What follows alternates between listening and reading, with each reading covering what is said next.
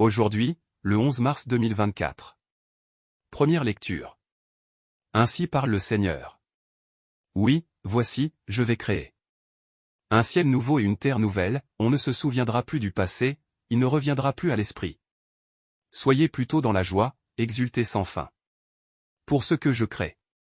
Car je vais recréer Jérusalem, pour qu'elle soit exultation, et que son peuple devienne joie. J'exulterai en Jérusalem, je trouverai ma joie dans mon peuple. On n'y entendra plus de pleurs ni de cris.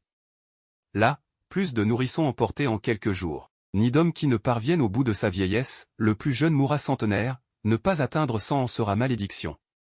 On bâtira des maisons, on y habitera, on plantera des vignes, on mangera leurs fruits. Parole du Seigneur. Nous rendons grâce à Dieu. Psaume 29, 30. Je t'exalte, Seigneur, tu m'as relevé. Quand j'ai crié vers toi, Seigneur. Seigneur, tu m'as fait remonter de l'abîme.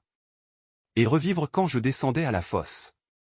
Fêtez le Seigneur, vous, ses fidèles, rendez grâce en rappelant son nom très saint. Sa colère ne dure qu'un instant, sa bonté, toute la vie, avec le soir, viennent les larmes, mais au matin, les cris de joie. Et j'ai crié vers toi, Seigneur, j'ai supplié mon Dieu. Tu as changé mon deuil en une danse. Que sans fin, Seigneur, mon Dieu, je te rende grâce. Évangile. Évangile de Jésus-Christ selon saint Jean. En ce temps-là, après avoir passé 2 jours chez les Samaritains, Jésus partit de là pour la Galilée. Lui-même avait témoigné qu'un prophète n'est pas considéré dans son propre pays.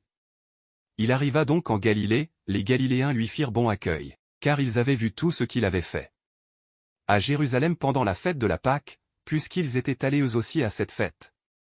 Ainsi donc Jésus revint à Cana de Galilée, où il avait changé l'eau en vin. Or, il y avait un fonctionnaire royal, dont le fils était malade à Capharnaüm.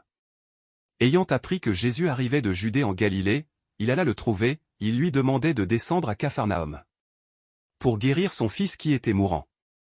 Jésus lui dit: Si vous ne voyez pas de signes et de prodiges, vous ne croirez donc pas. Le fonctionnaire royal lui dit: Seigneur, descends, avant que mon enfant ne meure.